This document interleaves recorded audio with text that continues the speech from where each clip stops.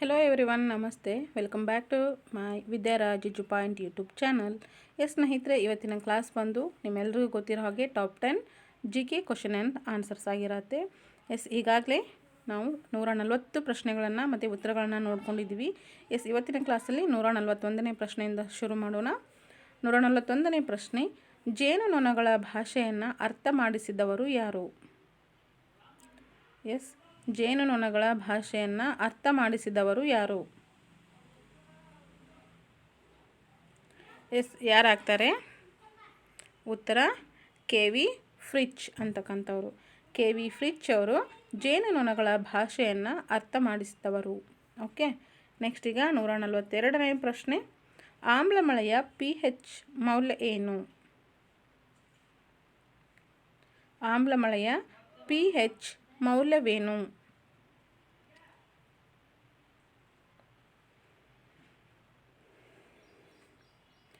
ಉತ್ತರ ಆಮ್ಲಮಳೆಯ pH ಮೌಲ್ಯ 4.2 ಇಂದ 4.4 ವರೆಗೆ ಆಗಿರುತ್ತೆ.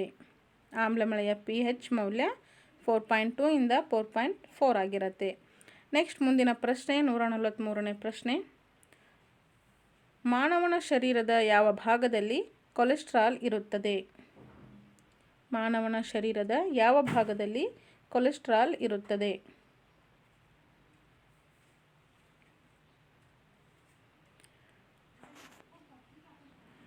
ಈ ಪ್ರಶ್ನೆಗೆ ಉತ್ತರ ರಕ್ತ.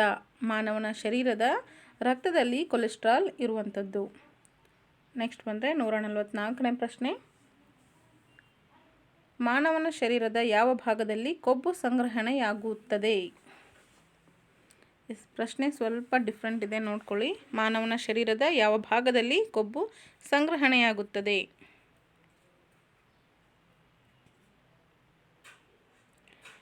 ಉತ್ತರ ಅಡಿಪೋಸ್ ಅಂಗಾಂಶ.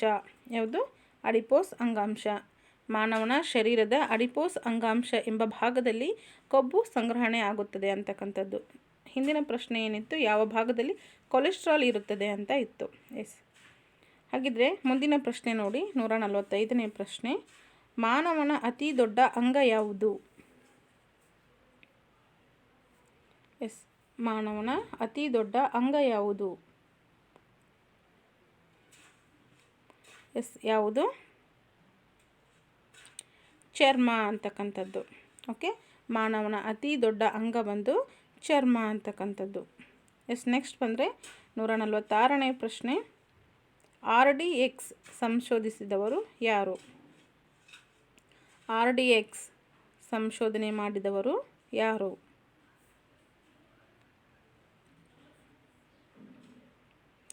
ಹಾಗಿದ್ರೆ ಇದಕ್ಕೆ ಉತ್ತರ George Friedrich Henning. George Friedrich Henning. RDX ಅನ್ನು ಸಂಶೋಧನೆ ಮಾಡಿದವರು ಯಾರಂದರೆ ಜಾರ್ಜ್ ಫೆಡ್ರಿಕ್ ಹೆನ್ನಿಂಗ್ ಅವರು. ಓಕೆ, ನೆಕ್ಸ್ಟ್ ಈಗ 147ನೇ ಪ್ರಶ್ನೆ. ಪ್ರಶ್ನೆ ರಿಪೀಟ್ ಆಗಿದೆಯಾ? ನೋಡಿ, ಪ್ರಶ್ನೆ ರಿಪೀಟ್ ಆಗಿದೆ. ಸಾರಿ, ನಾನು ಒಂದು ಸಾರಿ ಟೈಪ್ ಮಾಡಿದ್ದೆ, ನಾನು ನೋಡ್ಕೊಳ್ಳಿಲ್ಲ, ಮತ್ತೊಂದು ಸಾರಿ ರಿಪೀಟ್ ಆಗಿದೆ. Sorry for that. ಮುಂದಿನ ಪ್ರಶ್ನೆ ನೋಡ್ಕೊಳ್ಳೋಣ. ಸುಳ್ಳನ್ನು ಪತ್ತೆ ಹಚ್ಚಲು ಬಳಸುವ ಪರೀಕ್ಷೆ ಯಾವುದು? ಸುಳ್ಳನ್ನು ಪತ್ತೆ ಹಚ್ಚಲು ಬಳಸುವ ಪರೀಕ್ಷೆ ಯಾವುದು?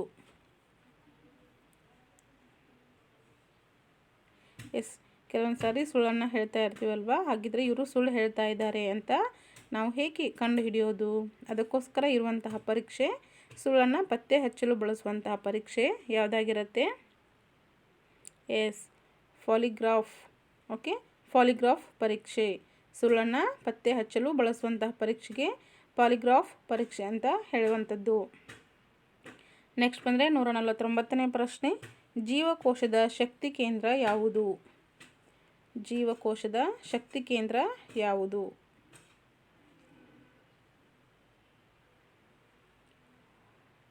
ಹಾಗಿದ್ರೆ ಜೀವಕೋಶದ ಶಕ್ತಿ ಕೇಂದ್ರ ಯಾವುದಾಗುತ್ತೆ? ಮೈಟೋಕಾಂಡ್ರಿಯಾ ಅಥವಾ ಮೈಟೋಕಾಂಡ್ರಿಯಾ ಅಂತ ಹೇಳ್ತೀವಿ. ಜೀವಕೋಶದ ಶಕ್ತಿ ಕೇಂದ್ರ ಬಂದು ಮೈಟೋಕಾಂಡ್ರಿಯಾ ಅಂತಕ್ಕಂಥದ್ದು.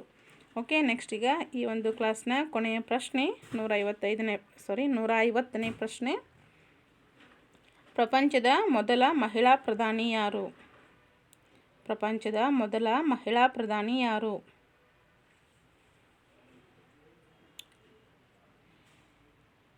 ಎಸ್, ನಾನು ಈ ಹಿಂದೆ ಮಾಡಿದಂತಹ ಪ್ರತಿ ಕ್ಲಾಸ್ನಲ್ಲೂ ಸಹ ಯಾವುದೇ ಪ್ರಶ್ನೆ ಕೂಡ ರಿಪೀಟ್ ಆಗಿಲ್ಲ. ಬಟ್ ಇವತ್ತು ಒಂದು ಪ್ರಶ್ನೆ ರಿಪೀಟ್ ಆಗಿದೆ. Sorry for that. Next time ಸರಿಯಾಗಿ ನೋಡಿಕೊಂಡು ಇನ್ನೊಂದು ಕ್ಲಾಸನ್ನು ಮಾಡ್ತೀನಿ. ಓಕೆನಾ? ಎಸ್, ಆಗಿದ್ದರೆ ಉತ್ತರ ನೋಡೋಣ. ಸಿರಿಮಾವೋ ಭಂಡಾರನಾಯ್ಕೆ ಶ್ರೀಲಂಕಾದವರು. ಪ್ರಪಂಚದ ಮೊದಲ ಮಹಿಳಾ ಪ್ರಧಾನಿ ಯಾರಾಗಿರ್ತಾರೆ? ಸಿರಿಮಾವೋ ಭಂಡಾರನಾಯ್ಕ ಅಂತಕ್ಕಂಥವರು ಶ್ರೀಲಂಕಾದವರು ಆಗಿರ್ತಾರೆ. ಓಕೆನಾ? ಐ ಥಿಂಕ್ ಈ ಕ್ಲಾಸ್ ಅಥವಾ ಈ ಮಾಹಿತಿ ನಿಮಗೆ ಖಂಡಿತ ಇಷ್ಟ ಆಗಿದೆ ಅಂತ ಅಂದ್ಕೊತೀನಿ. ಸೊ ಯೂಸ್ಫುಲ್ ಆಗೇ ಆಗುತ್ತೆ ಇದು ಪ್ರತಿಯೊಂದು ಸ್ಪರ್ಧಾತ್ಮಕ ಪರೀಕ್ಷೆಗಳಲ್ಲಿ. ಸೊ ಇದ್ರ ಬಗ್ಗೆ ಹೆಚ್ಚೆಚ್ಚು ಅಭ್ಯಾಸ ಮಾಡಿ ಎಲ್ಲವನ್ನು ನೀವು ಚೆನ್ನಾಗಿ ಅಭ್ಯಾಸ ಮಾಡ್ಕೊಳ್ಳಿ ಅಂತ ಹೇಳ್ತಾ, ಎಸ್, ಎಲ್ಲರೂ ಕೂಡ ವಿಡಿಯೋ ಇಷ್ಟ ಆಗಿದ್ದರೆ ಲೈಕ್ ಮಾಡಿ, ಶೇರ್ ಮಾಡಿ, ಸಬ್ಸ್ಕ್ರೈಬ್ ಮಾಡ್ಕೊಳ್ಳಿ. ಮತ್ತೊಂದು ಮಾಹಿತಿಯೊಂದಿಗೆ, ಇನ್ಫಾರ್ಮೇಟಿವ್ ವಿಡಿಯೋಂದಿಗೆ ಮತ್ತೆ ಸಿಗ್ತೀನಿ. Thank you so much. Thanks for watching ಸ್ನೇಹಿತರೆ. ಎಲ್ಲರೂ ಕೂಡ ಹೀಗೆ ಸಪೋರ್ಟ್ ಮಾಡ್ತಾ ಇದ್ದೀರಾ. ಹೆಚ್ಚೆಚ್ಚು ಮಾಹಿತಿಯನ್ನು ಪಡ್ಕೊಳ್ಳಿ. ಆ್ಯಂಡ್ ಆಲ್ಸೋ ಟೆಲಿಗ್ರಾಮ್ ಚಾನಲ್ಗೆ ಜಾಯ್ನ್ ಆಗಿ, ಅಲ್ಲಿ ಸಹ ಸಾಕಷ್ಟು PDF-ಗಳು, ಬುಕ್ಸ್ಗಳು ಎಲ್ಲ ಸಿಗುತ್ತೆ. ಅದರ ಮಾಹಿತಿಯನ್ನು ಸಹ ಪಡ್ಕೊಳ್ಳಿ. ನಮ್ಮ ಟೆಲಿಗ್ರಾಮ್ ಚಾನಲ್ದ ಲಿಂಕ್ ಬಂದು ಪ್ರತಿಯೊಂದು ವಿಡಿಯೋದ ಡಿಸ್ಕ್ರಿಪ್ಷನ್ ಬಾಕ್ಸಲ್ಲಿ ಇರುತ್ತೆ. ಕ್ಲಿಕ್ ಮಾಡಿ ಜಾಯ್ನ್ ಆಗಿ. Thank you.